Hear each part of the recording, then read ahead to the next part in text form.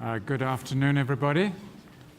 Could I please ask those of you who are lingering at the back to come and join us at the front? We're going to try and keep this a fairly intimate conversation, and it's made much more difficult if the audience is spread out. Okay, so without any further ado, let's get underway. I'm going to call on Meninda Gill, Director of Social Development in the bank, to kick us off with a few remarks.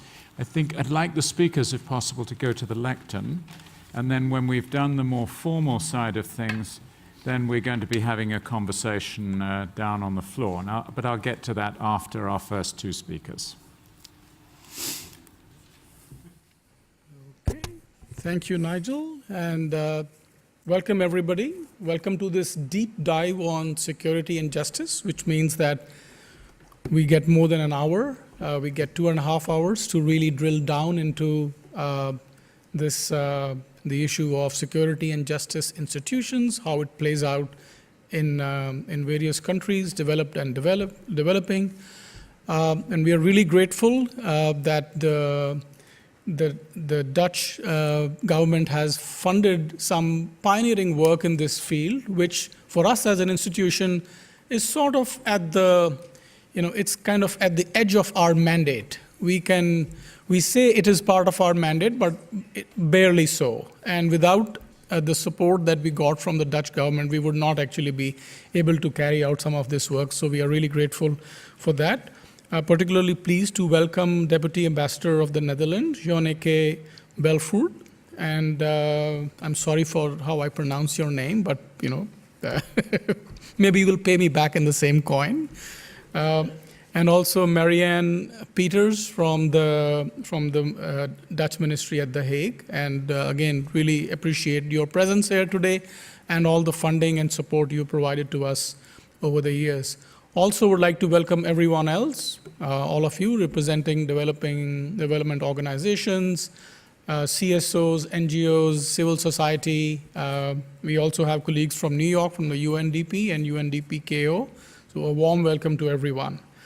And of course, last but not the least, Nigel, who not only is going to moderate today's session, but played a key role in developing the framework around fragility, conflict, and violence as part of the WDR in 2011. So a lot of the issues we are grappling with now were not created by Nigel, but at least he laid down the framework for addressing them. So why is security and justice important from a development perspective? That's a question we had to answer when we embarked on this work within the institution. And we consider it fundamental, both in terms of resources for development. So security apparatus and security institutions take a huge chunk of resources out of any national budget. So we need to make sure they are well spent. They are, in a way, they should be the least that is necessary to ensure security so that the bulk of the resources can be given for development. And justice apparatus and justice institutions are central to the effort of all development partners, whether they are governments or development organizations, to promote an inclusive society. So just having justice institutions doesn't mean that they promote inclusion and cohesion. You could actually have justice institutions that, in fact, they could be part of the problem. So looking at how these institutions operate, whether they have how they are funded, how they are managed, that's an extremely essential part of the overall objective of promoting social inclusion. And I had a little bit of experience in this. Before I joined the bank, I used to be in the Indian Civil Service, and part of one of my tenures was to be head of a district. This was like 25 to 28 years ago. And the police also, I was head of the district. All government functions would report to me, including the police.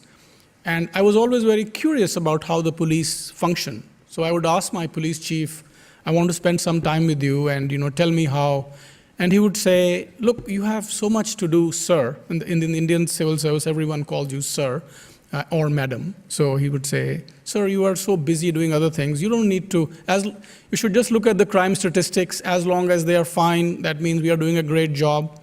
But actually, in all my trips around the district, you found that police was often causing a lot of the discontent that existed among young people.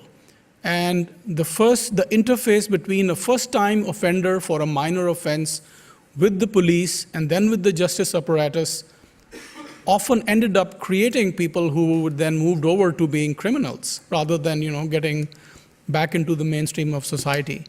And then I can't forget once we went for inspection of the local prison, and there were people who had spent 4 to 5 years there without their cases having been started in the courts.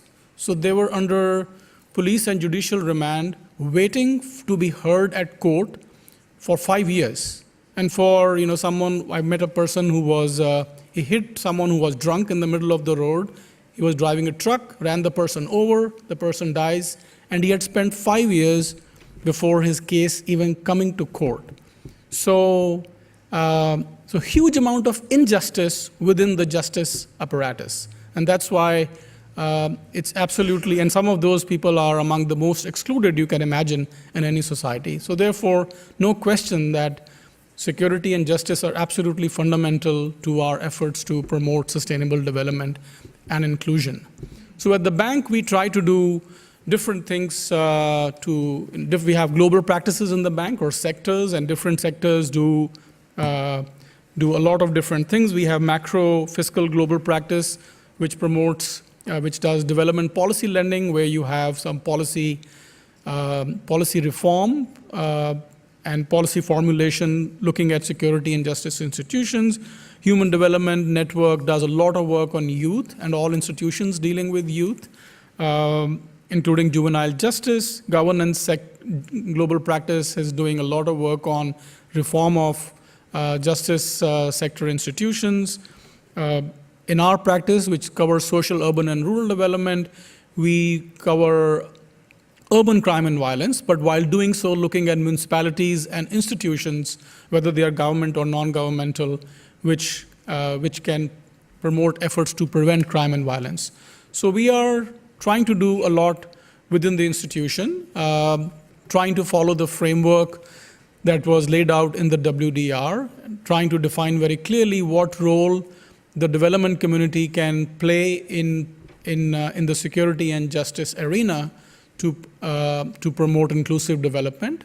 And clearly we need to do a lot more, but today we will hear of some fascinating cases and examples where our colleagues have looked at this issue from a variety of perspectives, from different perspectives. So we're going to, it's a very diverse range of issues and topics we will hear today. I'm really looking forward to that. And I think the main kind of forward look from this session could be, where to go next. Where do we believe as a community that this agenda needs to move next in order to make an impact in real terms to promote inclusive development in our client countries, looking at the whole peace, justice, and security apparatus. So that would be a worthwhile conversation to have. Very much looking forward to it. And once again, huge thanks to all of you who are here, and huge thanks to our Dutch counterparts who have made this whole discussion and this whole area of work possible. Thank you.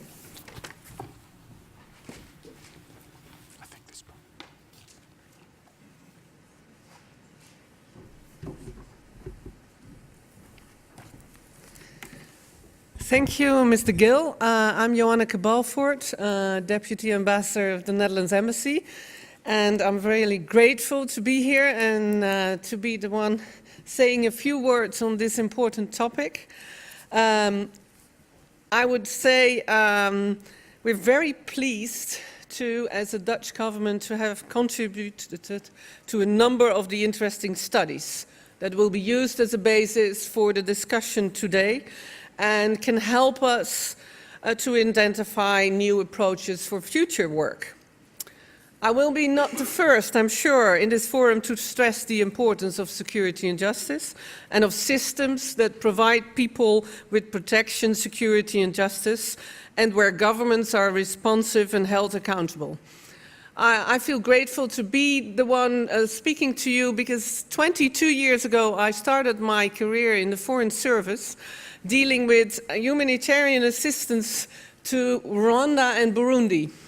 And at that time of the genocide and after that, we were trying to figure out in our Ministry of Foreign Affairs how we could assist Rwanda at that time. And one of the issues we were discussing is how within development cooperation can we contribute to justice and security. Well, all these topics haven't been resolved yet, unfortunately, but these discussions contribute to further developments of ideas.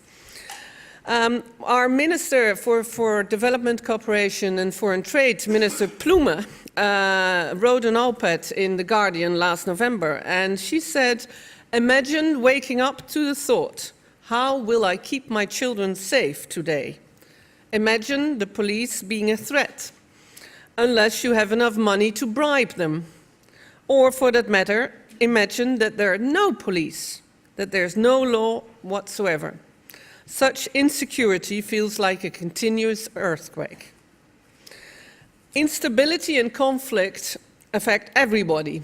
It's all societies. And you're seeing it today because also the so-called stable societies, as demonstrated by the current refugee influx and crisis in the European Union and European countries, and other border challenges such as radicalization, terrorism, trafficking in drugs, weapons or humans. It's all happening everywhere. Conflict may start at a national level, but the effects are global. The economic impact of containing and dealing with the consequences of violence in 2013 was estimated to be $9.8 trillion US dollars, equal to 11.3% of the global GNP. That will be around $1,350 US dollars per person. For these reasons, mainly, security and rule of law have been for many years, 22 years almost, considered by the Netherlands as a precondition for development. It's a fundamental part of our cooperation in fragile states, both through multilateral and bilateral channels. We do this in order to create better conditions for development and poverty reduction. We know that in the coming years, poverty will concentrate more and more in places affected by violence and injustice. If we do not act, 10 years from now, 4 out of 5 poor people have to deal with fear and human insecurity as part of their daily lives. The strengthening security and justice is inherently political. Every intervention touches on power dynamics. On the other hand, it may be easier to build courtrooms and train justice than to change the mentality and the attitude of people. But I think we should focus on changing the mentality rather than on bricks and mortars. The Netherlands has consistently supported the inclusion of peace and justice in the 2030 agenda. We are very pleased with the clear recognition through Goal 16 that sustainable development cannot be realized without peace and security. We are convinced that implementation of Goal 16 is the responsibility of everybody, be it on the level of government, civil society, private sector, or even the individual level. It requires joint efforts and innovative partnerships. Building a sustainable peace and rule of law requires processes that are grounded on the reality. It's a work in progress, and continuous search for ever better ways and continuous adaptation of changing circumstances. We see the challenge for the World Bank, as Mr. Gill has been saying, and also for ourselves to give hands and feet to the recognition in the 2030 agenda. That development, security and justice are linked. Indeed, we see the World Bank very much as an agency focused both on economic development, or mainly on economic development, but not on security and justice. But the WDR 2011, as been mentioned by Mr. Gill, of the World Bank became the main reference document on how to deal with the causes, the root causes of poverty and fragility. And this, I would like to invite you all to join the discussion and have an inspiring meeting, and hopefully we can manage to identify new and effective ways to strengthen justice and security worldwide. Thank you very much for being here, and I hope everyone will fill the empty places in the front and join the discussion in this setting. Thank you very much.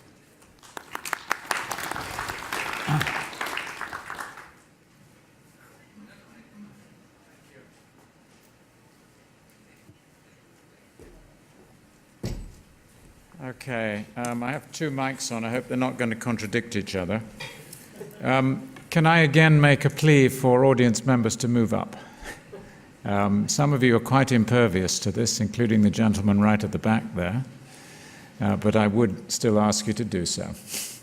I'm Nigel Roberts. I've been asked to moderate this session, and so I'm going to make a few remarks before asking Bernard Harborne and Katie Thompson to discuss the bank and the UN's work on security, and then Doug Porter to talk about recent bank work on injustice and justice. Those segments will take around half an hour. We'll then invite a couple of discussants to comment on what they've heard, and then we have a rather dauntingly large panel here, who I will attempt to engage in a back and forth conversation between themselves, but also with you in the audience. And the more interactive and informal this is, the less likely I think you are to drift off and to go back to working on your computers. Let me just say a few words about the World Development Report with which I was associated. So the 2011 report on conflict, security and justice associates the process of exiting from violent fragility rather, and endemic violence, with governments that are able to establish legitimacy by providing three particular types of public good. And then there's, of course, a discussion about the institutions associated with that provision. Security, justice, and economic opportunity. Now, for an institution like the bank, this insight poses something of a problem. On the one hand, we're an institution that was established after the end of the Second War, and whose founding principles and mandate was indeed to help states recover from violent conflict. This is not a fringe activity for the bank, it's the reason we were created.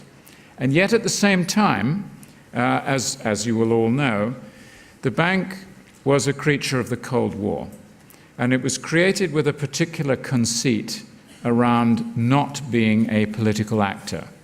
It's an extraordinary piece of history in its own way when you consider what a significant political actor the bank in fact is. But the articles of the bank enshrine this notion that the judgments of bank staff need to be made on the basis of solid economic analysis. Now, what I understand and take from that is that this is an injunction to be as neutral and non-partisan as possible. And that, I think, is correct and exemplary.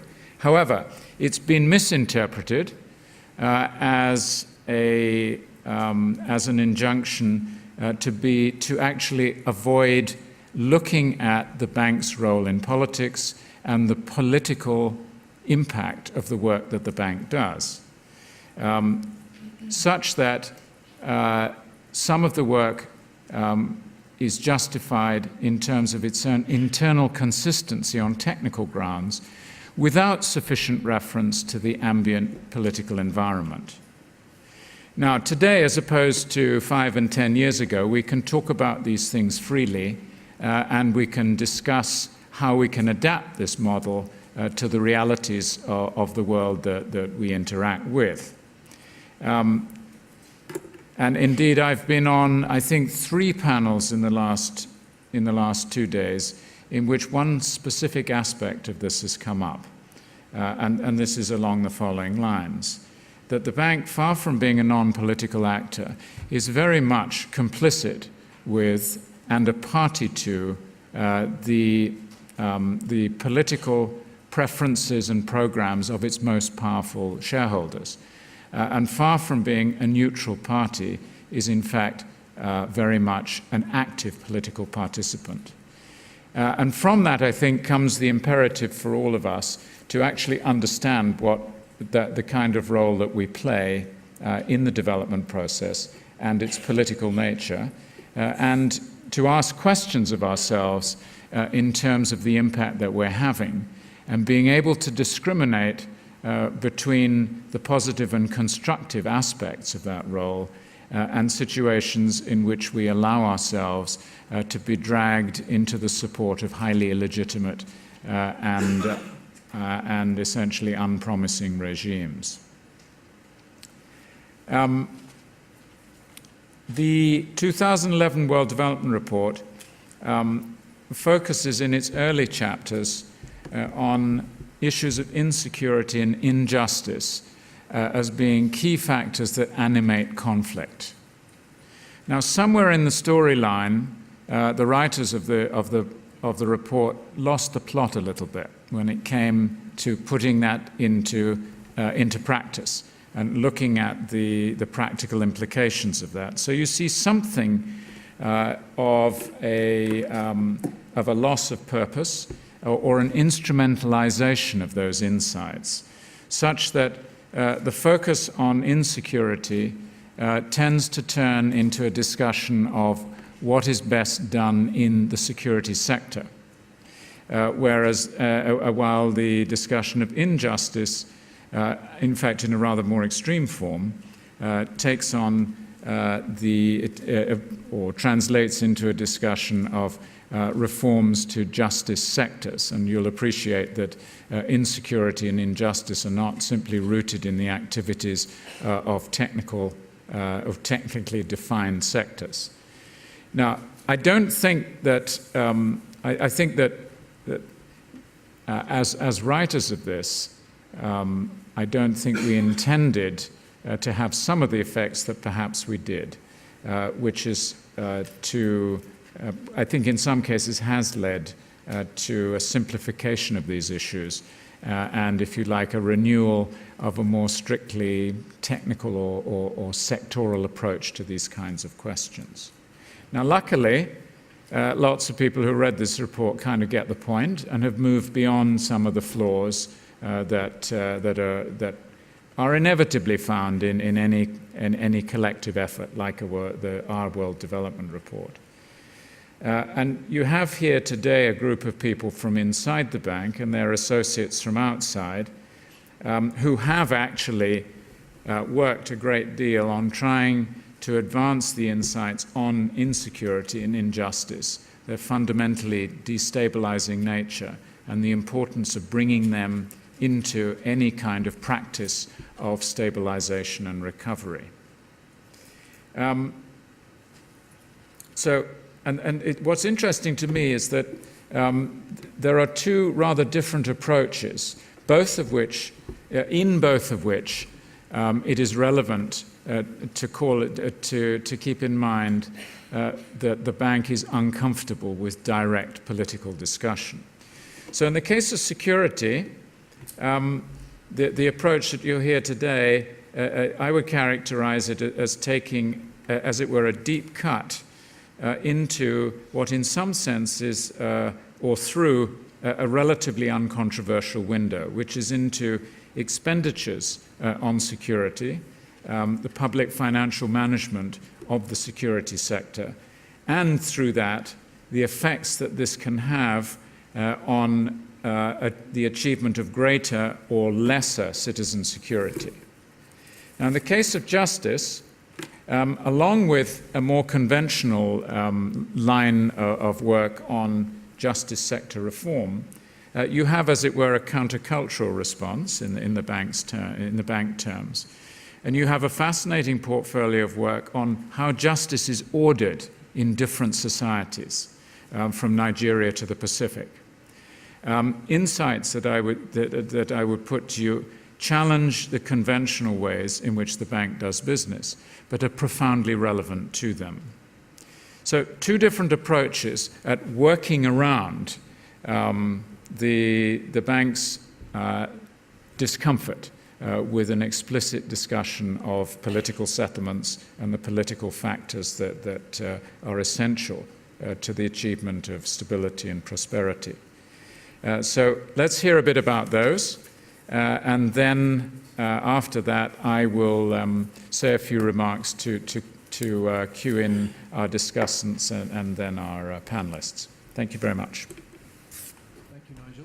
I invite Ade Ibo from DPKO to join me and Mr. Thompson on the stage. Ade is from DPKO, which represents the most hard end of security. And Katie Thompson. Is this working? Yes, there you go. Ade Ibo represents the Department of Peacekeeping Operations and is head of the SSR, the Security Sector Reform Unit, and co-chairs the UN task force with Alejandro, who's also here from UNDP. And we also have Katie Thompson from UNDP, who works on these issues. So I'm going to ask Ade to kick off, since you are the most authentic security actor in the room, if you don't mind.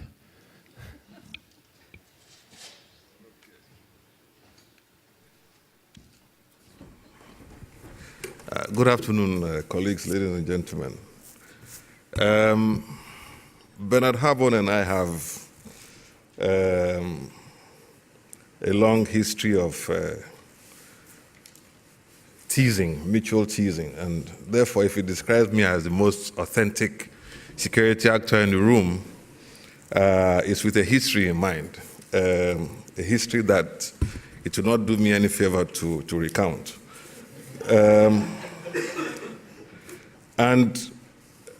Honestly, let me save DPKO from my comments, and to say that whatever I have to say is in my own personal capacity, because I listened to the senior colleague who first spoke and gave this anecdote about his time in India. And it reminds me that I am more than a UN official. I'm also a beneficiary, sometimes a victim of security sector reform support. And therefore, I insist on speaking as myself, so that I don't put the good name of DPKO at risk. I don't have much time, but as far as anecdotes go, when I was growing up, at the back of my grandfather's house, we had two buildings, because my grandfather was the chief of the village. We had a public library, and then we had a court. And I grew up hating courts for the simple reason that this building, I didn't know what it was then, but this building was always overgrown by grass. And we, as the kids, had the daunting task of always going to cut the grass. And on very few occasions did I ever see anyone go in there for any purpose. So I grew up to know that this is where disputes were supposed to be settled. But even the vocabulary of court in my language convinced me that this was never going to be put to any good use. You know, the court translates in Yoruba, for those of you who are familiar with Nigeria, Ile Ejo, which means palaver house. You know, it's where you go to make palaver. And then people dress in funny gowns, and have all kinds of processes that most people in my village could not, and I suspect till today, not understand. So, which brings us to the challenge of what was called by someone inclusive development, and where the models of development are coming from.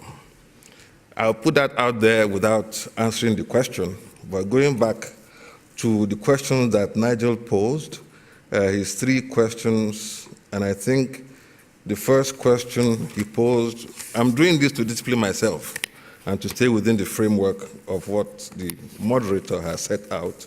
His first question was, justice and security are bound with politics and political settlements. What have we learned about the receptivity of elites to donor engagement in these areas? While trying to maintain my discipline, I thought I had to add one question to Nigel's question, which is, what exactly do we mean by political nature of justice and security reform? And do we mean the same thing by the political nature of justice and security reform? My strong suspicion is no.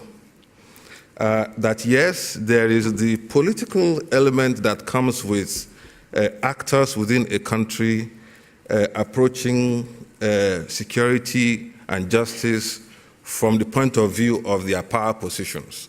So, of course, if you want to have real transformative security and justice support, you need to be able to, at the end of the day, transform power relations, which is what the second question asks. But it's more to the political nature of security and justice support than that. I think in an increasingly interlinked global environment, we slice off, I think, the domesticity of security and justice rather unfairly and artificially. It is difficult and sometimes painful to discuss security sector support in any country without stepping back to look at the international frameworks that are already formed, sometimes imported, into the security and justice conversations of those countries. For example, all of a sudden today, the first priority of any security in any country is the war against terror. You talk to many ordinary people, and while they do not argue that the war against terror is important, it's not their first priority, not even the second. So sometimes the geopolitics of SSR and justice support is not particularly helpful, just to answer the first question. The second question about whether we address justice and security in a fundamental way that transforms power relations, vaguely speaking, generally speaking, and frankly speaking, no. You have to ask yourself, is that the intention of development support? If we are going to be honest, I don't think so. So therefore, the painful answer is no. We sometimes, actually, on the contrary, when the outcome is in a way that is not in consonance with what we are used to, we change the conversation in a way that suits what sometimes is an attempt to implant foreign construct of security and justice. I remember in the case of Somalia, for example, there was a brief period of Islamic courts, which from a Somali perspective was fairly working, but it was not convenient from an outside perspective. So when you say insecurity, I say, whose insecurity are we talking about? I think that's a second question that needs to be put on the table. Sometimes the domestic security of national counterparts secondary to broader geopolitical considerations.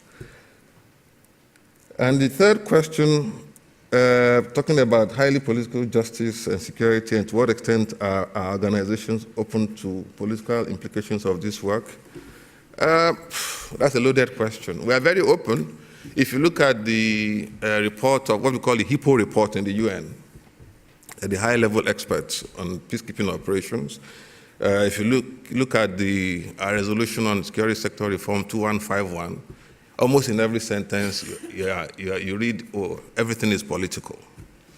So we have all the normative instruments that acknowledge the political nature of justice and security. In terms of operations, that's something else. And I think it's because we are a state-based organization.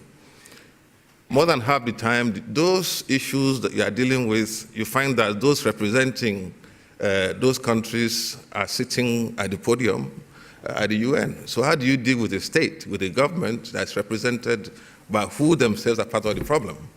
So, and I think part of the answer we have found to that is actually building constituencies of reform in civil society, sometimes in legislatures, so that local actors can themselves take up some of these challenging conversations.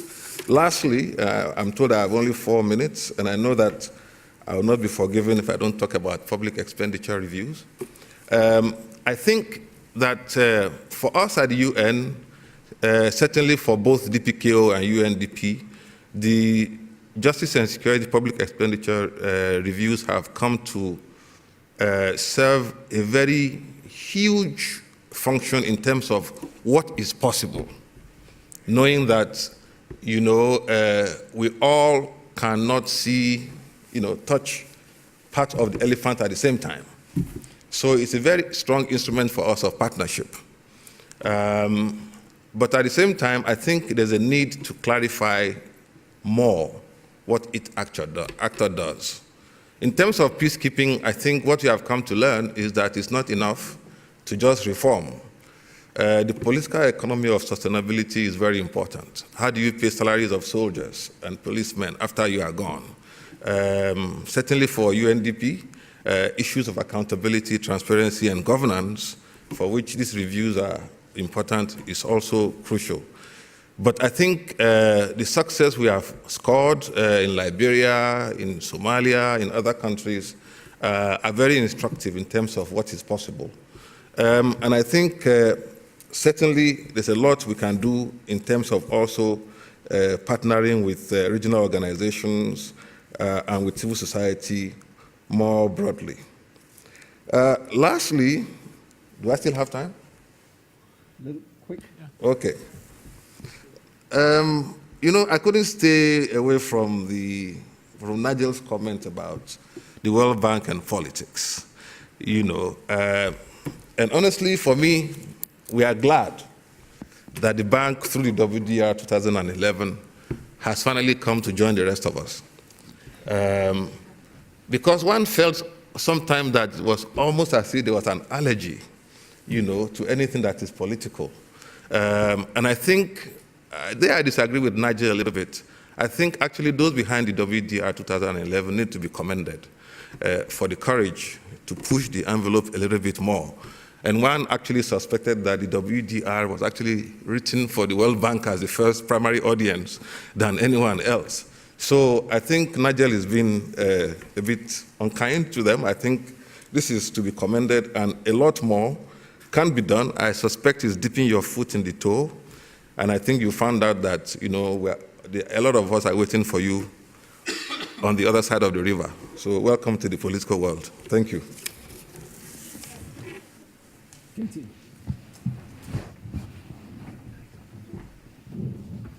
Hi, everyone. I'll attempt to be more authentic than Ade, and I'll attempt to stay informal under spotlights on a podium. So just 3 things that I think that would be, because obviously Ade's covered a number of things that are also relevant for UNDP, especially on the expenditure review, but just 3 things that I think would be useful to frame a little bit the conversation from the perspective of the United Nations Development Programme and the partners with whom we work. Firstly, I think we should thank the World Bank for the WDR because a few years ago, only 3 years ago, UNDP also didn't acknowledge the the work on reducing violence and improving conditions of insecurity in a very formal sense. But in fact, in 2014, the Executive Board approved a strategic plan, and this is prior to the SDGs, bear in mind, which embedded that as both an objective and an output in our engagement. Now, that was a very significant move for those of us working on the two aspects that Nigel mentioned, addressing insecurity and engaging on security sector development in order to address insecurity. So this was a very important framing for us in the development universe. It hadn't always been as easy as Ade implied, in the sense of UNDP hadn't always had a very easy footing with member states with regard to our engagement in the security sector, and that solidified that approach. So I think that effectively sums up my first point, which is from the development perspective and from UNDP, and in the context of the SDGs now, Goal 16, we see the reduction of insecurity very much at the heart of our development efforts. And we do that in a number of ways, including by support to security sector development, with a strong focus on governance and oversight of security services and a very community-centric approach. We're doing that work predominantly in what may be labeled as fragile and crisis states, but not exclusively.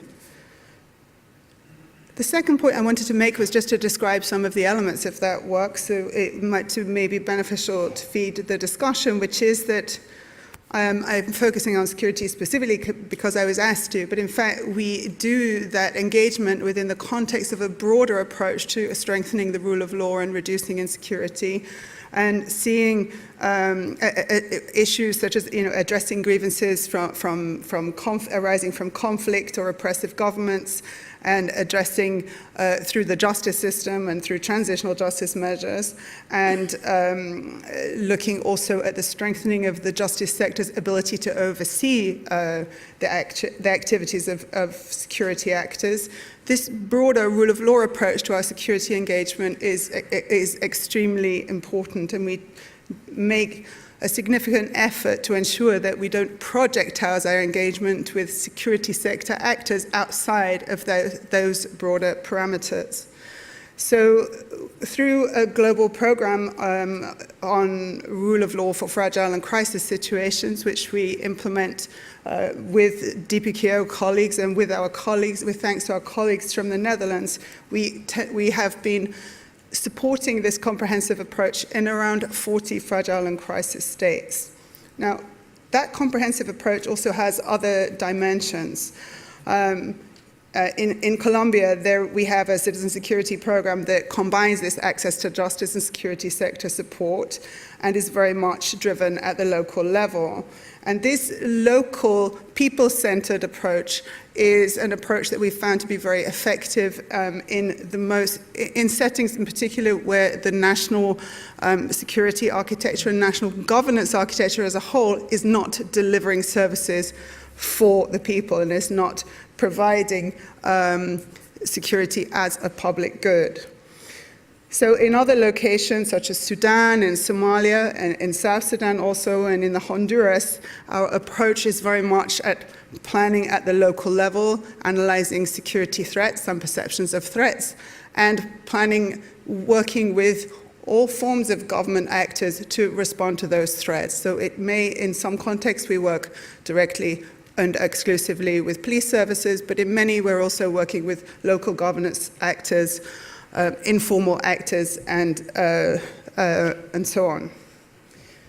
So firstly, the comprehensive approach in terms of principles of the rule of law, I wanted to emphasize. Secondly, this people-centered approach and going local.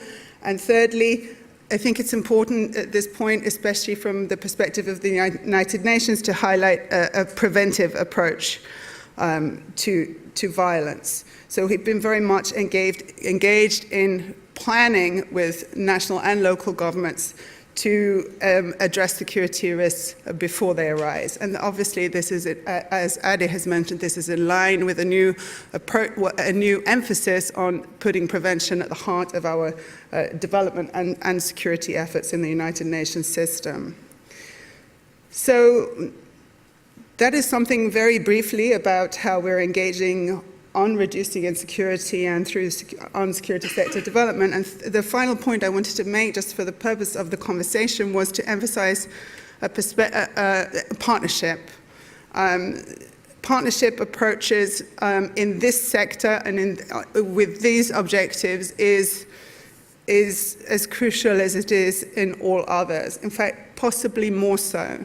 And I think we've already touched on the reasons why that may be, which is this question of the political. And clearly, working on security issues and working with some of the actors that we may do in the security sector, we're really, especially in post-conflict context, touching at the heart of power structures and having very, very sensitive conversations, which may not be comfortable for all institutions engaged. So without working across bilaterals, multilaterals with NGOs, with local media, local NGOs, and without having a consistent partnership strategy to engage in this work, every individual institution will fail.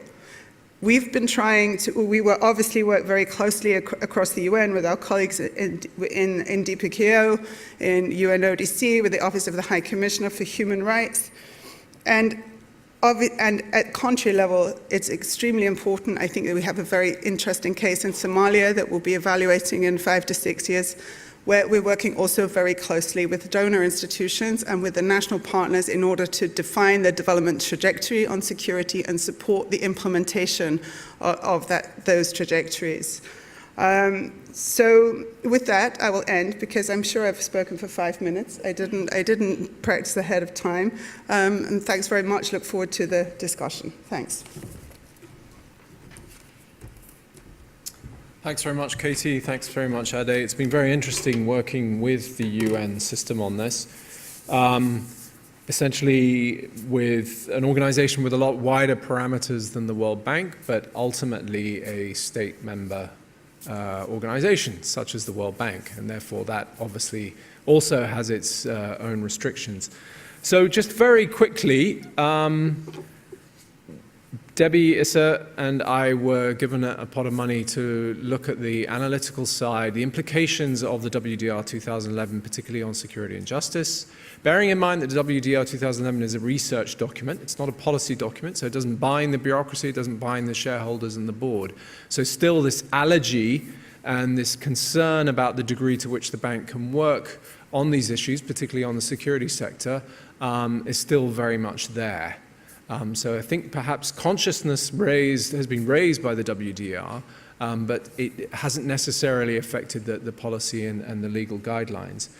So with that, working on the security side, Debbie working more on the justice side, we did a little bit of homework looking at what others was doing, LSE, Tufts, looking at hybrid political orders and the way in which security for many end users or beneficiaries are provided by non-state actors and so on and so forth, and came to the conclusion that this was stuff that was just way too murky and difficult for the bank to work on, albeit extremely interesting.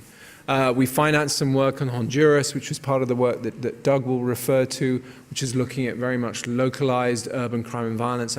Alex Berg, the key researcher on that, and looking at the nexus between localized violence and then the kind of investments we make on urban, in the urban space. And so we made a very tactical decision, which was to look at an instrument of the bank, a very technical one, something called a public expenditure review, which is whereby we look at sectors, education, health, and look at how effective, efficient, and affordable governments are spending in a particular sector. And we asked ourselves, well, if we can do this in health and education, why cannot we do this in the security and justice sector? So we've started using that tool, and that also coincided with an uptick in demand from governments to look at the way in which they are spending in those sectors.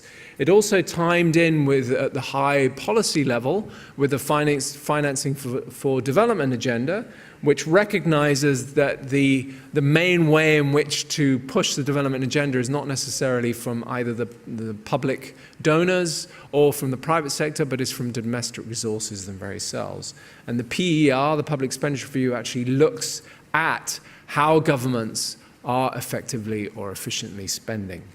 And so we've worked in a whole number of arenas. We've worked, for example, in Mexico and El Salvador, particularly because of the high crime rates, looking at public order and police and justice, and how that spending has been going. We look particularly at some countries which will see some kind of exit for peacekeeping. That particularly concerned Liberia and now Somalia, and the implications for domestic security service providers.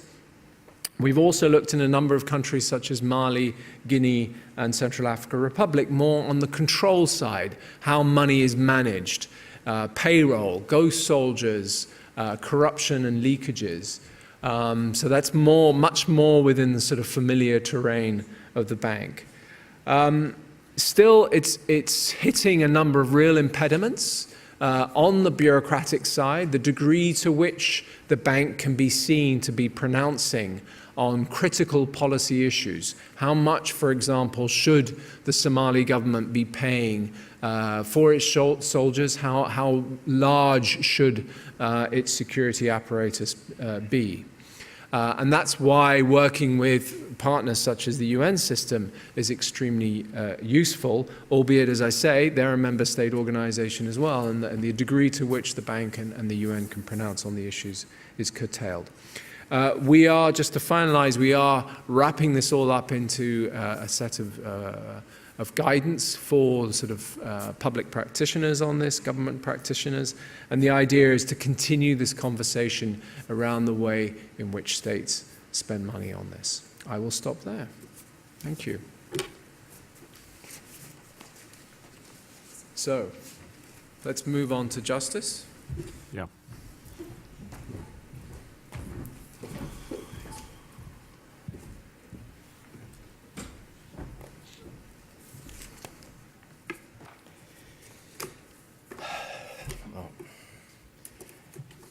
Thank you, Bernard, and previous speakers. I'm going to beg your permission to follow my notes quite closely. I've been rather unwell in the last few days, and there's a very good chance I'll lose the plot if I just speak to some notes and extemporate. As Bernard had mentioned, this work program was a direct response to the WDR 2011. Is acknowledged Debbie Issa, who was leading the justice stream of this work, but there are other people in the room here too. Alex Berg was a key player in it. I note here Zach Brisson, who was deeply involved in the work in Edo State in Nigeria, and Michael Watts, in several capacities and contexts, has played an important role as well. Now, our aim was to provide some practical guidance. Bernard mentioned just now guidance notes of sorts, not to produce yet another raft of largely large and digestible reports. It was to operationalise a key finding of the WDR, that promoting effective and legitimate institutions to manage stresses relating to justice is crucial for successful transitions. Now, but the work also built on some analytic foundations of what was called, continues to be called, the Justice for the Poor program. And at large, it included 7 countries. 3 of them were in the Pacific region, where J4P had already been active, and that's Solomon Islands and Papua New Guinea and Timor-Leste. And to this was added Honduras, Liberia, Nigeria, and Somalia. Now, arranged examples of that work are here on the table. There will not obviously be an opportunity to go into any detail on those, although we can flesh these out in some of the discussions. Nigel has mentioned already what our starting point was the long-standing critiques of how law and justice reforms are typically promoted in conflicted settings, which some have described as being in a state of crisis. At heart, we felt that part of this crisis was because law and justice had become synonymous with formal law and justice sector institutions.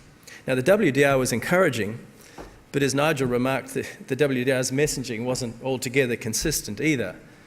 But its core message resonated with our work, that is, namely that violence and conflict is often rooted in unmet claims for justice. In other words, in perceptions of chronic injustice.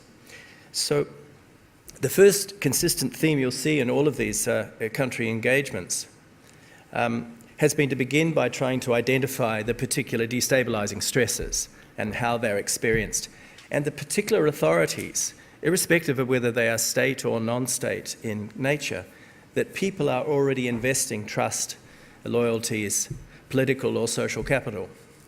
Now, another way of putting this is that we focused on prominent sites of contest in which featured competing claims about justice. So, two things come from this. One is that justice is not reducible to a sector, Nigel's already mentioned, but that doesn't mean to say it should pop up in a series of other sectors yet to be identified. Rather, it is a cross-cutting theme of public authority. Justice and public authority are bound together. The second is that our engagements in these countries have repeatedly shown that the experience of injustice arises around three core societal governance questions. The first is, of course, the governance of social order, and here they may be intergenerational disputes or claims. They may have to do with crime, family, gender conflict, of the sort that scholars have often referred to as social disintegration, traditionally associated with a modernisation process. So you'll know the tradition I'm referring to there. The second domain of contests is around the regulation of economic assets and transactions. And I'll shortly illustrate that. And the third is around the allocation and use of public revenue or public wealth. So repeatedly you'll see that across these country engagements. Each of them tended to highlight one or other of those themes. And you'll see that in those materials. But the most complete illustration of this range is in the Solomon Islands. This is a country that experienced a disabling civil conflict between 1999 until the intervention of 15 Pacific countries led by Australia in 2004. Now here the fieldwork that we did across the country underscored how injustice stresses are directly linked to the failure of public authorities in regulating contests around logging. How the rents and revenues are distributed from this predominant income source, and how social order issues, often tied to logging, are governed. Now, the public authorities here, of course, include the state, but also, in large part, chiefly religious and plethora other hybrid forms of public authority. But everywhere, a good predictor of social disorder was the presence of logging operations. And in Solomon's, the regulation of economic assets, land, forests, and increasingly mining is the key to understanding all other contests in injustices associated with fragility. The Solomons experience also resonates with many other countries in how we're learning to understand the trajectories of institutional change, and especially how these are always bound up with political dynamics and political settlements. So, along with refocusing from justice sector institutions to the underpinnings of injustice, comes a logical shift from rectifying institutional dysfunctions and deficits to being much more alert to the ways in which the underlying political and economic contests drive what institutions can and can't do, and of course the particular forms they take. These dynamics are of course critical to understanding the conditions under which elites and citizens will invest in institutions in ways that lead to effective and legitimate management of the justice stresses. But coming to grips with these dynamics has had immediate benefits in identifying where donor engagements may be useful or where they're likely to be irrelevant, or, as happens often, actually do harm in terms of injustice, insecurity and associated fragility. In Solomon's, and I would say these conclusions are just as applicable to many other contexts, analysing the dynamics of political settlements and political ecology, to borrow a phrase from Michael Watts, helps to explain why the massive donor investments made there over the last decade in the courts, in prosecution systems, in policing reform, have yielded such disappointing results. And in fact, some argue may have blunted the incentives for the well-known litany of issues to be corrected by Solomon Islanders themselves. In this case, an appreciation of where the political pressure points lie and where elites and everyday people are investing and actually actively reforming institutions to handle perceived injustices has actually led to an operational engagement, to use donor language. Yeah? And in the area of subnational and local regulation, yeah, of contests involving institutions called community offices that engage in local spaces that are highly politicized, highly conflictual often, to do with those very issues of social order, land, forest, mining, or things to do with resolving disputes related to the spending of development largesse. More is told in some of these documents there. Now, the interesting thing about this is that for the time being, this is proving to be palatable to all parties, including national elites and risk-averse donors. This is the first engagement of its kind in the Western Pacific since decolonisation in the late 1970s. So it's early days, yeah? But to respond to one of the discussion questions, this engagement is yielding actual results on the ground. Now, before I close, a couple of extra thoughts about the discussion questions that Nigel has posed. It would be a stretch to say that injustice has become a cross-cutting, cross-sector issue, or that this way of looking at the intersection of institutions and politics has been taken on board operationally within the bank.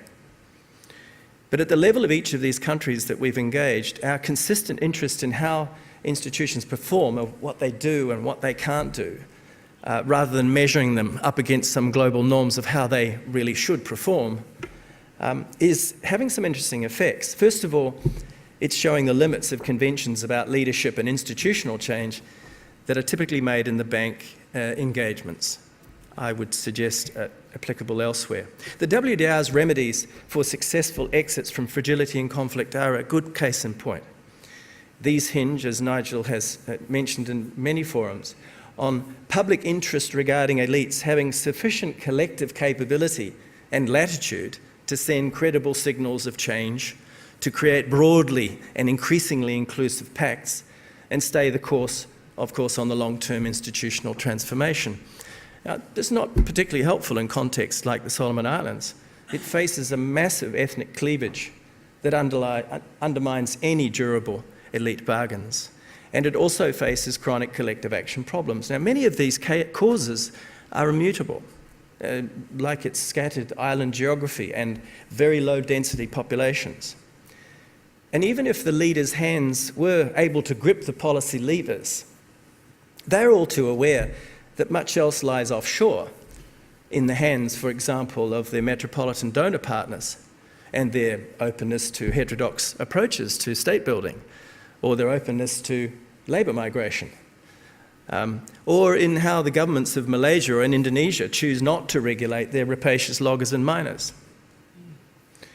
Now, in other contexts, it may be argued that the WDR trajectory of progressive elites sending credible signals, transforming institutions, may be evident, and our cases of Timor-Leste or a period in Edo State in Nigeria arguably is consistent with this nostrum. But it's far from clear that the bank is yet prepared to reconcile to the fact that the institutional arrangements that are constructed by the elites often depart fundamentally from donor good governance prescriptions. Indeed, our work in Edo State in Nigeria concluded that had the government at the time fully implemented some of our PFM prescriptions, this would have stymied its rather astonishing ability to manage contests around how public spending on infrastructure should occur and thus address a key driver of instability. In Edo State, our engagement was enthusiastically taken on board by the governor and his economic strategy team, but it was resisted by bank PFM experts. In Timor, the work was done at the invitation of senior ministers, and once done, they asked for a further round of engagement. But there's been no interest in the bank management to follow on. But the situation is dynamic. In the 2 years since we did the Edo work, I'm told the country team has now taken the approach fully on board and has a special facility that is devoted to doing much the same sort of analytic work and policy dialogue. I look forward to the discussions and a chance to elaborate on some more cases. Thank you.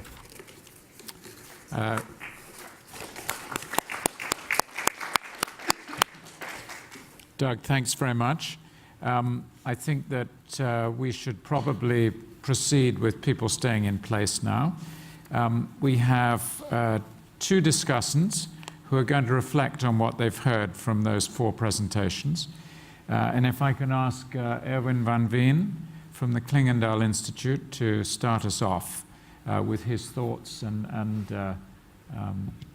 his thoughts on what he's just heard.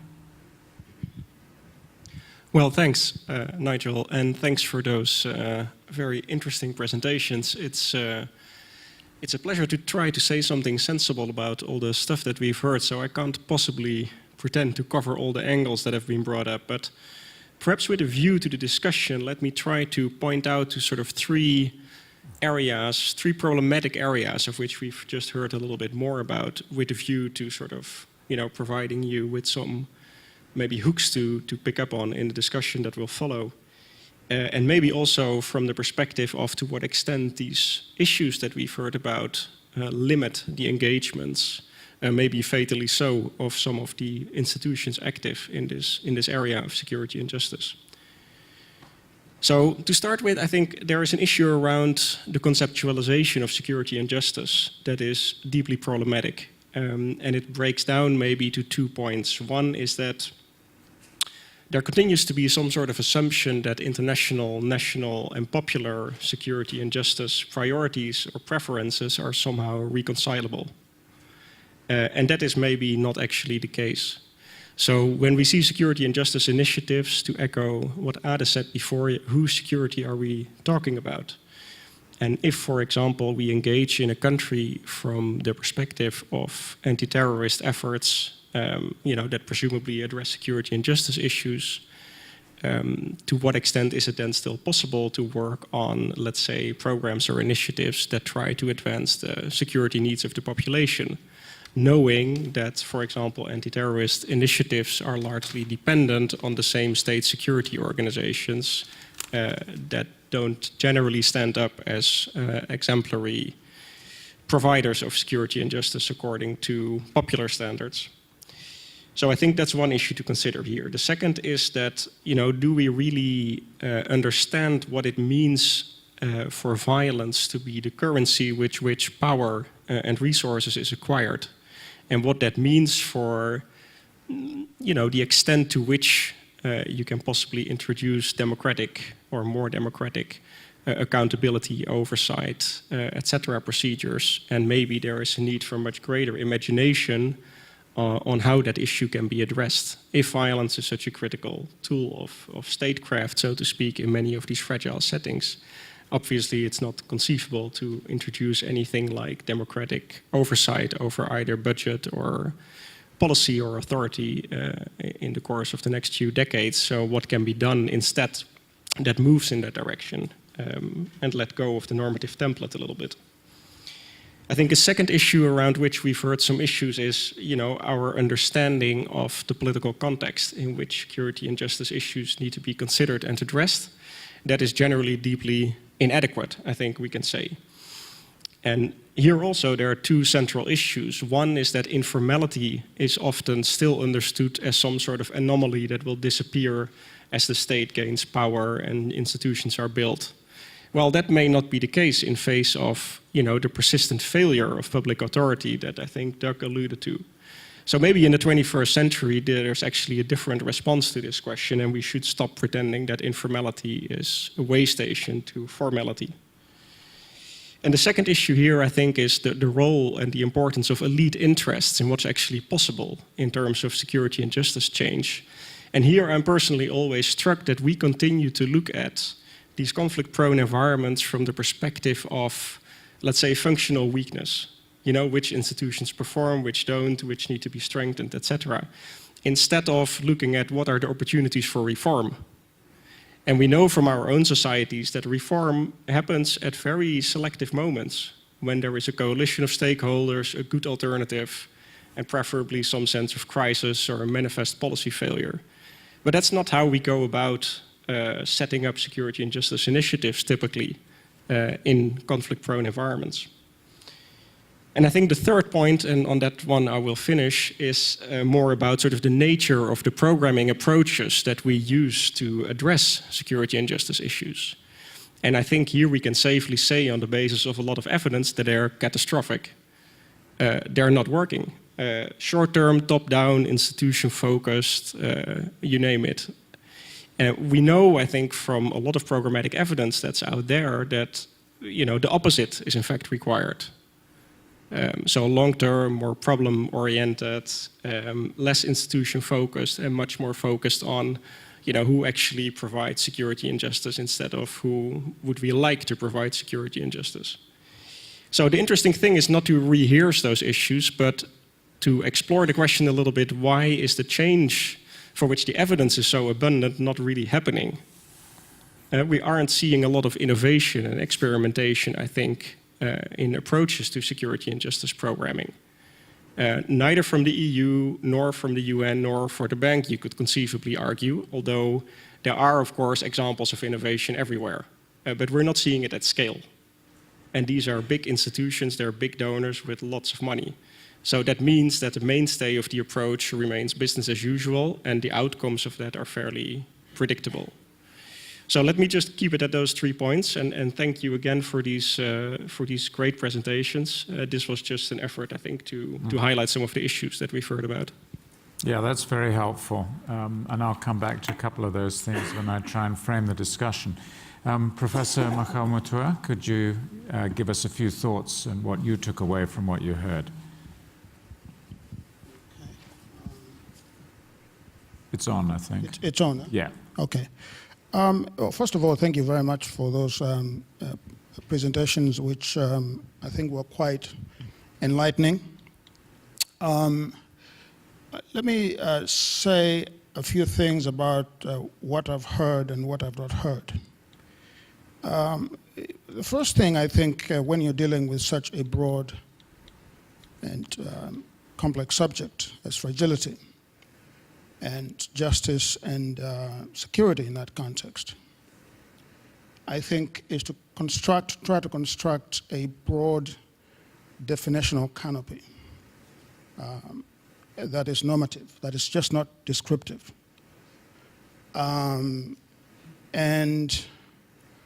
because I think quite often what happens in these conversations is we tend to cut our cloth too narrow or too small, and forget, the larger canopy that we're looking at. And so I think, definitionally, I think it's important to situate, justice and security and fragility. And I don't like fragility, quite frankly. I think it's the term, I don't like it. It's not normative, it's just descriptive. And I think the attempt here is to try to deal with something that is very normative. That said, on the canopy of definition, I think one of the things that we should ask ourselves, obviously, is concerns the dimensions of justice. It is not instructive to just talk about justice in a kind of holistic sense. It's important to kind of situate it and to encase it in a societal context. So for example, are we talking about social justice in the context of a post-colonial state? And what kind of post-colonial state are we talking about? I think that will be important. The second thing I just want to say is, in these conversations, we tend to, I think, perpetuate narratives of optimism about our own solutions that have been tried before by institutions like the World Bank and others. And I think, as Nigel said earlier, those narratives are captured or are captive to historical legacies. And some of those historical legacies are problematic. So I think even as we employ particular intellectual lenses to look at these problems, we should be mindful of the limits of those narratives of optimism that I think we ourselves, and particularly those of us who are educated out here, perpetuate. Because I think we forget the sins of conception when we perpetuate those particular narratives. And I say that to simply say that we all know that today many societies are fundamentally fractured. There's a fundamental fracture of many societies. And it seems to me that it's counterintuitive or counterproductive for us when we pursue these projects, whether from the bank's perspective or from other perspectives, not to try to excavate the underlying reasons, the normative underlying reasons for these dysfunctions in these societies. Some societies never really cohered as states or as nations. And so interventions that we tend to prescribe are like seeds planted on dry land, never to germinate. The other thing that I wanted to say was, when we speak, we should not hide the ball, or even deny that the ball is round. I think all of us have a vision of the good society. Now we can debate that, we can argue that particular society, but I think the assumptions underlying many of the prescriptions that are offered assume a particular genius or genus of society. And the question that we should ask ourselves, without fear or favor, and I think Nigel again, pointed to this or alluded to this particular question, is to ask, what is that society?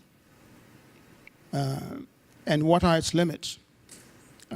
What are its deficits? Is it the case, for example, that we are trying to recreate, a Nordic model in the global South? Of course, disaggregating for various things. And if that is what we are trying to do, why are we trying to do that? And do we think it is actually possible to do it? I have two other things that I wanted to mention here before I stop. I think there is quite frequently a conflation between the question of bricks and mortar on the one hand, and the question of norms and values on the other. And, I think at an institution like this one, what we tend to do is to think of bricks and mortar as paramount, and as norms and values as not paramount. If you look, for example, at some post-colonial societies, and I have in mind here, Africa, there is a chasm, there is a large gap between the construction of justice institutions, as in courts, as in training lawyers, as in digitizing records and so on.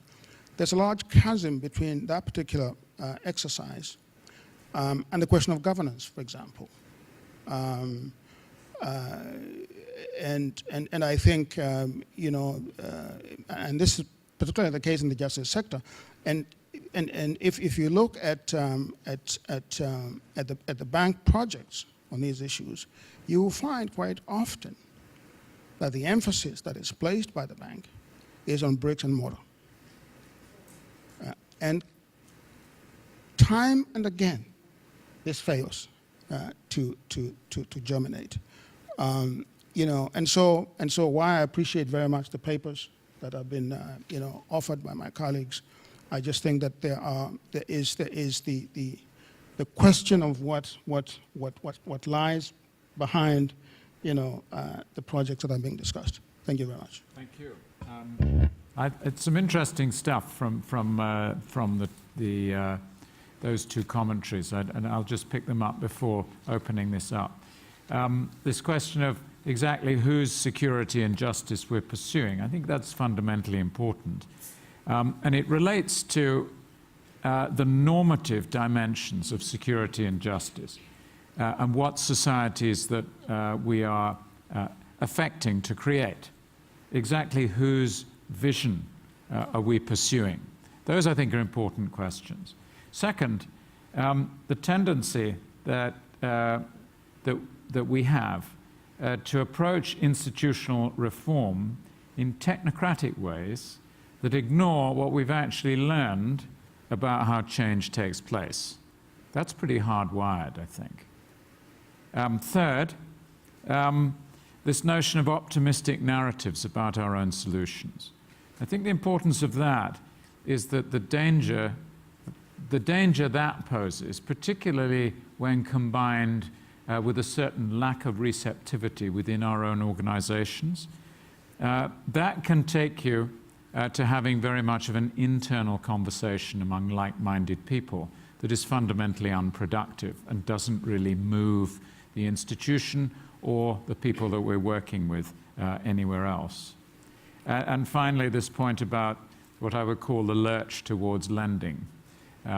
This is an institution that deals with large volumes of money, where it cannot see an easy pathway to translating analytical work into lending. It then has difficulties absorbing the content of that analysis.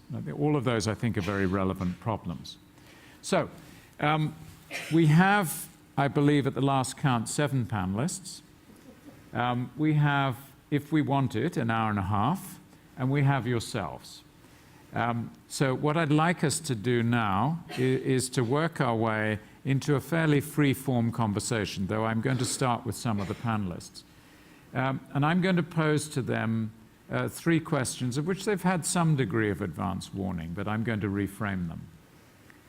And they're related. So I'd like the panelists to think about this, and then I'm going to see who's going to volunteer first to have a go at answering some or all of what I'm talking about here. So here we have a lot of very creative and interesting work on issues that are undoubtedly of real importance. Security and justice issues are very much bound up with the distribution and therefore implicitly the redistribution of power. That's what all of this work talks about. It doesn't talk about, here's the distribution of power we see before us, and that's interesting, and now let's do something else. No, of course not. It's talking about how you reorder power. That's a very interesting but tricky conversation. I'd like to hear something about what we've learned so far about the receptivity of our government counterparts to this kind of discourse. Now, related to that, to what extent is the bank, the UN, or bilateral governments open to the implications of this kind of work? As I said earlier, we know that public authority and legitimacy are essential issues, but are our organizations prepared to acknowledge this? Are they prepared to challenge partner governments? And what are the programming implications of this? And third, can we actually point to any material impact that this work has actually had? Right? So the first question is about power redistribution and the receptivity of our client governments, particularly in the case of the bank and the UN. These are membership organizations, so this is edgy stuff. Second, to what extent are our own internal structures open to this and the implications of it? And third, where can we point for impact? So who among our panelists would like to have the first crack at this? When you do so, could you please say very briefly who you are and from whence you come? i.e., what is your authorizing environment? Marianne, do you want to kick off? Thank you very much, Nigel, for these questions. They are really challenging and inviting for a lot of thinking, I feel, as are the studies that have been developed by the World Bank and which have been summarized today. Maybe I should pick up on your question about whether bilaterals and other development partners are open to the recognition that working on justice and security essentially is a political work. And I think we do, as the Netherlands, recognize that there is indeed a political dimension, which does not mean that we, at each and every occasion, would seek that political dialogue. I think that recognizing that there is a political element in working on justice has led us to reformulate our theory of change for the work on security and rule of law, and to put at the center of that the concept of human security and the concept of departing from the needs of people. So it's very much a people-centered approach that we seek to follow. And we do that, for example, well, and then going back to the element of the political power balance that plays a role, I think more than in the past, where we emphasize very much the more technocratic and institution building and capacity building approach. We now like to start off with political economy analysis and with an inventory or surveys on justice needs of people. Now, this is a bit of an ideal picture, and I don't pretend that we always and everywhere work in that way, but I think that is one of the lessons that we have taken and that we would like to apply as much as possible. Yeah. So we do support some institutions to carry out those justice needs. We do have an arrangement with a research institution to do political economy analysis to guide us when programming. Thank you. Yeah, and let me pick up on that for a moment, because I think it's you know, a lot of the financing and the impetus has come from your government. But what is it you want out of the bank? Surely not simply an analytical process that's going to inform you, but something that the bank itself and its very conservative governance is presumably going to have to take account of. Would that be correct? And if so, how would you intend to help the guys that have done this work pursue that conversation above their own pay grade? This is a very interesting question. And yeah, let me think about that. That's fine. I mean, I'm here to make Also- people uncomfortable. And also have some more time to discuss with the, Sure, yeah. colleagues that have done this research. But it's not a trivial question, because I think, you know, if you take an initiative of this kind, for which I commend you, then presumably there's a second and third step involved in that process. Yeah? So let's park that one and think about that, because it's also a question for others as well. Yeah? Here's this nice big institution with lots of capacity, can do all kinds of fancy stuff, but what do you actually want to do with that? Yeah? Yes, please. Again, if you could say who you are and your provenance and so forth. Yeah?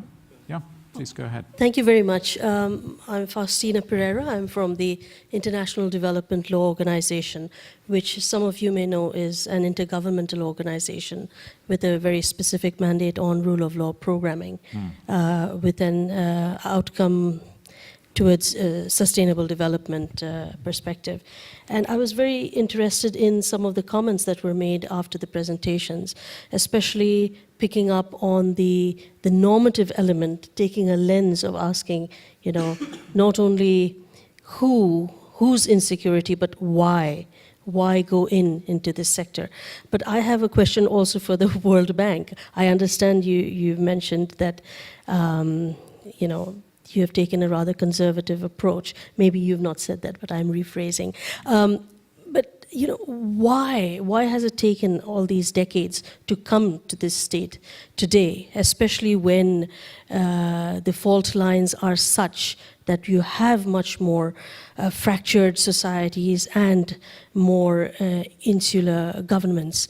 What has taken the World Bank all of these decades? I think that sort of soul-searching and standing before the mirror exercise needs to be got into a bit more deeply. But from the perspective of a field-based intergovernmental organization that has a portfolio of about 70% of its work in fragile states, we can share the perspective that, you know, fragility, lack of democratic spaces, conflict are not all equal or static. You know, all fragility is not equal. All conflicts are not same. So, you know, conflicts and fragility, injustice, insecurity must be understood in the context-driven gradation that in which they exist.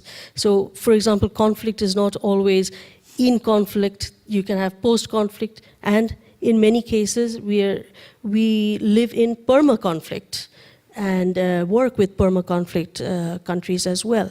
So one of the biggest learnings, and as a relative newcomer to IDLO myself, I have gone about talking to colleagues on the ground, and I have raised the question with them that, you know, we work in about, say, 20 active fragile states at the moment, and how do you negotiate this fractious power balance where you have to work with informal justice sector on the one hand, but also negotiate the problematics of a government that doesn't always necessarily welcome you on the ground, but at the same time concedes your presence for various reasons. And one of the resounding common themes that I keep hearing from colleagues on the ground is context. Context-driven, context-specific, context-sensitive. And the message from all colleagues from a programmatic perspective is that whatever the programming nature may be, whether it is justice sector reform, whether it is, you know, looking at public expenditure, etc., the project and the conglomeration of projects that become a program cannot be divested from or disjointed from the local ownership and local management of projects and programs. And that is extremely important. And I will end by simply saying, and this is a truism, I mean, it's nothing new, but the emphasis 20 years on of working in fragile countries, fragile states, is that we must be sensitive to the criticality of engaging in a manner that responds to the legal needs, to the justice needs, and to the ground needs of the groups that are on the ground and in the context that is most relevant to them.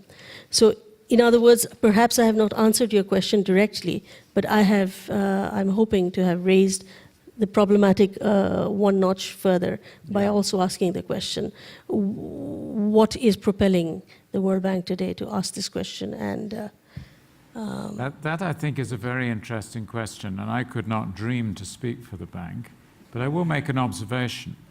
Why has the bank taken decades to get there? I think it has, to me, something to do with the fracturing of its governance in recent years. Both its global governance, which is by no means so unipolar, and, if I can be frank, its internal governance in the last several years. As Erwin has said, opportunities for change don't come in a planned manner. They come out of accidental accrual of circumstance. And that, I think, is something that has enabled these two communities of practice to do a lot more than they could have done under a much more unified and disciplined bank of 20 years ago. And that, I think, is a good aspect of what's occurred. Now, others of you might not see it that way, but it's certainly a very interesting and relevant question. Yes, who would like to go next? Yeah? Please, yeah.